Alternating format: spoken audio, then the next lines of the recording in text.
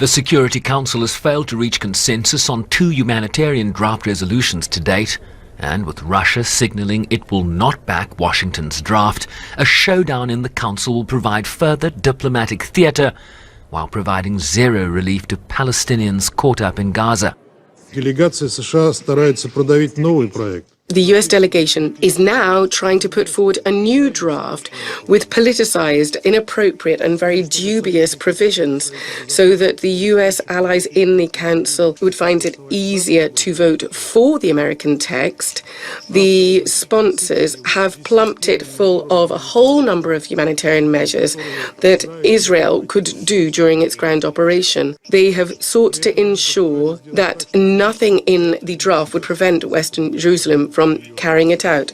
We are firmly convinced, colleagues, that the main sign that the whole world is expecting from the Security Council is a call for a swift and unconditional ceasefire on the opposing parties. Russia further argues that the US draft calling only for humanitarian pauses would see the Council complicit in green-lighting an Israeli ground invasion of Gaza, which Washington has sought to delay to give more time for hostage negotiations to bear fruit, while affirming Israel's right to self-defense.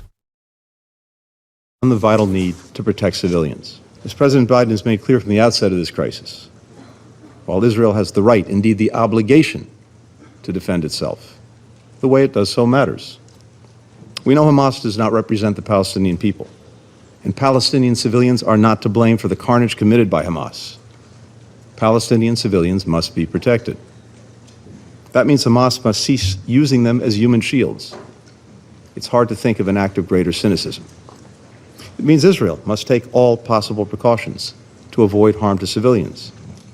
It means food, water, medicine, and other essential humanitarian assistance must be able to flow into Gaza and to the people who need them.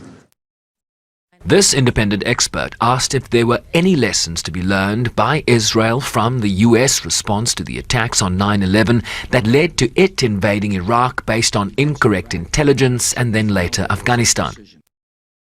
From 9/11, that the response was in deep and profound violation of international law. And the cost of that was the perpetuation of the cycle of conditions conducive to violence. It wasn't an end to violence. It provided the basis for further radicalization, further extremism conducive to terrorism. It provided a global nomenclature of a, quote, war on terror, which was not only profoundly ineffective in preventing terrorism, but actually spawned decades of serious and egregious violations of international law. So as Special Rapporteur, I would say don't learn the lesson. The lesson of 9/11 is don't do what was done after 9/11. While the UN's Independent Commission of Inquiry on the Occupied Palestinian Territories and Israel says parties to the current conflict have failed to take effective precautionary measures to avoid civilian casualties as they continue to investigate as part of a broad mandate.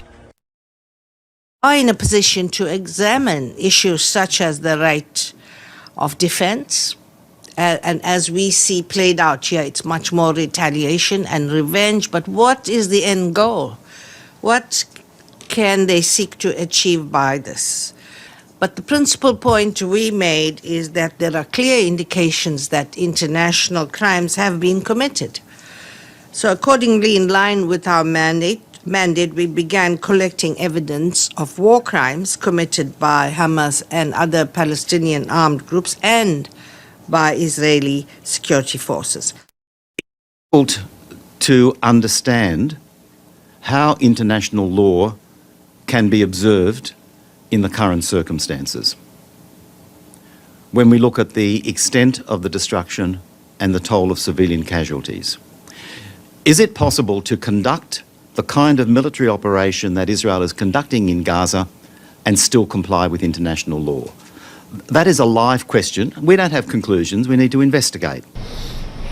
While the Israeli death toll from the Hamas attack remains at around 1,400, the number of those killed in Gaza now exceeds 6,500, including 35 UN staff, where the unknowns remain great. Sherman Bryce-Pease, SABC News, New York. Well, the UN Secretary General Antonio Guterres says that he's surprised by the way his statement on the conflict at the Security Council yesterday was misinterpreted, saying it's false to accuse him of justifying Hamas attacks. By the misrepresentations by some of my statement yesterday in the Security Council, as if I was justifying acts of terror by Hamas. This is false. It was the opposite. In the beginning of my intervention yesterday, I clearly stated, and I quote, "I have condemned unequivocally the horrifying and unprecedented 7 October acts of terror by Hamas in Israel. Nothing can justify the deliberate killing, injuring and kidnapping of civilians or the launching of rockets against civilian targets." End quote. Indeed, I spoke of the grievances of the Palestinian people. And in doing so, I also clearly stated, and I quote, "But the grievances of the Palestinian people cannot justify the appalling attacks by Hamas." End quote. And then I went on with my intervention referring all my positions on all aspects of the Middle East crisis. I believe it was necessary to set the record straight, especially out of respect to the victims and to their families. Thank you.